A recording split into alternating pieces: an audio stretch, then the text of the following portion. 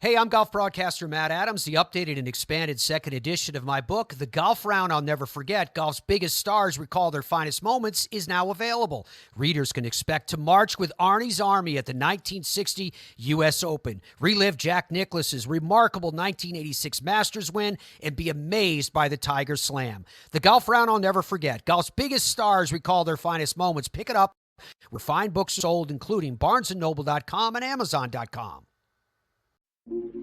This Day in Sports History.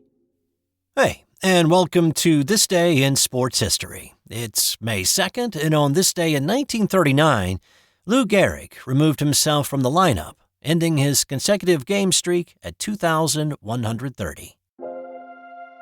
Gehrig had not missed a game in 15 years, wearing his customary number 4 and starting at first base for the New York Yankees during that time.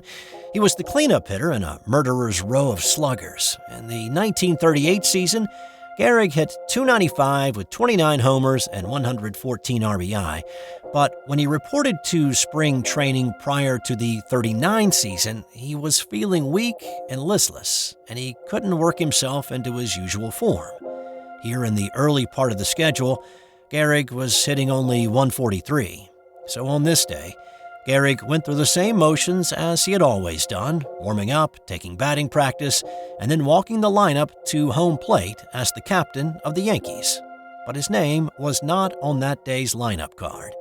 He had told manager Joe McCarthy that for the good of the team, he was removing himself from the lineup.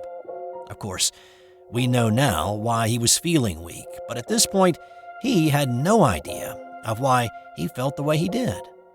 Babe Dahlgren replaced Gehrig and responded with a double, a homer, and 3 RBI in a 22-2 Yankees rout of the Detroit Tigers on this emotional day. Gehrig's Iron Man streak started June 1st, 1925, and over that 15-season span, he hit .340 with 493 home runs and 1,976 RBI. It was not until June 19th that Gehrig would go to the doctor with his wife on his 36th birthday to learn of his ALS diagnosis, the disease that would soon bear his name. He died June 2nd, 1941. Also on this day, in 1954, the St. Louis Cardinals' Stan Musial hit 5 home runs in one day, becoming the first to ever do it. The Cardinals were playing a doubleheader against the New York Giants at Sportsman's Park. Musial went 4 for 4 in Game 1 with 3 dingers and 8 RBI. His 8th inning 3-run blast proved to be the game winner in a 10-6 St. Louis win. In Game 2, Musial went 2 for 4. His 2 hits were both homers, a 2-run shot in the 5th, and a solo homer in the 7th, but it wasn't enough for the Cards to pull off the sweep. An 8-run 4th inning for the Giants was too much to overcome, and New York won 9-7 for the split. Musial's feat of 5 homers in a day went unequaled until 1972, when San Diego's Nate Colbert hit 5 in a Padres doubleheader. No player has ever hit 5 in a single game. With this year's Kentucky Derby coming up on Saturday, let's go back to some notable Derby moments that happened on this day. In 1964, it was jockey Bill Hartack aboard Northern Dancer that won in then record time. Northern Dancer was the first Canadian-bred horse to win the Derby. The Bay Stallion was the second betting choice on this day, behind Hill Rise. Northern Dancer edged out Hill Rise by a head to win in 2 minutes flat, truly making the Kentucky Derby the fastest 2 minutes in sports. The record stood until 1973, when Secretariat beat it. In 1970, Diane Crump became the first woman to ever ride in the Kentucky Derby. She rode to victory in the first undercard race of the day, and then in the main event, Crump rode a horse named Fathom to a 15th place finish in a 17-horse field.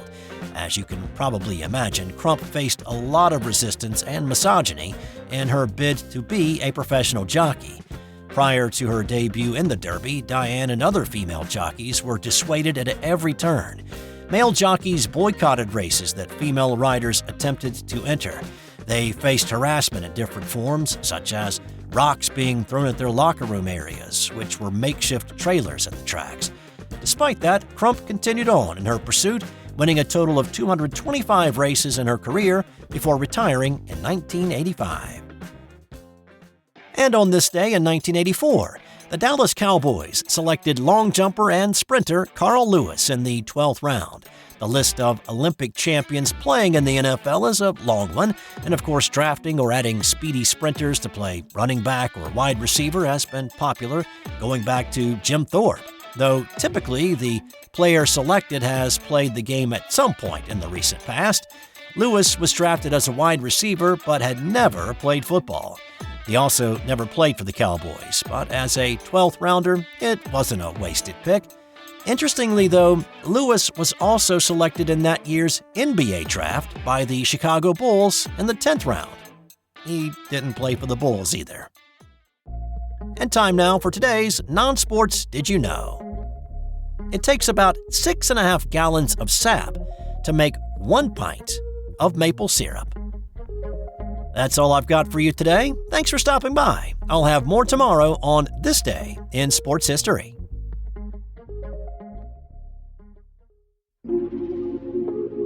This has been an original Thrive Suite production. Hey there, sports history fan. This is Arnie Chapman, a.k.a. the Football History Dude, and I hope that you enjoyed this recent episode presented by the Sports History Network and were able to learn some good old-fashioned sports history knowledge nuggets.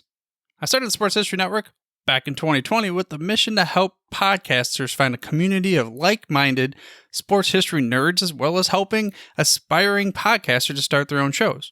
We have a little bit over 30 shows on the network right now covering all sorts of sports history, but as far as I'm concerned, we're just at the toothpick in the ocean moment, that can't even figure it out because there's so much more coming. We wanted to create the ultimate headquarters for sports yesteryear, starting with Podcast Network and our website, but we're going to continue to move into other mediums as well. And here's the cool part, because we want you to be part of our team. So if you're interested in starting your own podcast, or maybe being a guest on one of our shows, or who knows, maybe even writing an article for us over on the website. Seriously, all you gotta do is reach out to us on the contact page over at sportshistorynetwork.com. You can be as technologically savvy as a Neanderthal tapping on a stone trying to figure out this whole hieroglyphics thing back in the day. Again, it doesn't matter, because even if you don't understand the whole podcast space, we have a production team that can pretty much help you out with doing everything. All you gotta do, head over to sportshistorynetwork.com, head to the contact page, fill it out. That message goes right to me, and I'll reach out to you as soon as I can. But for now, dude, I'm through if you're through.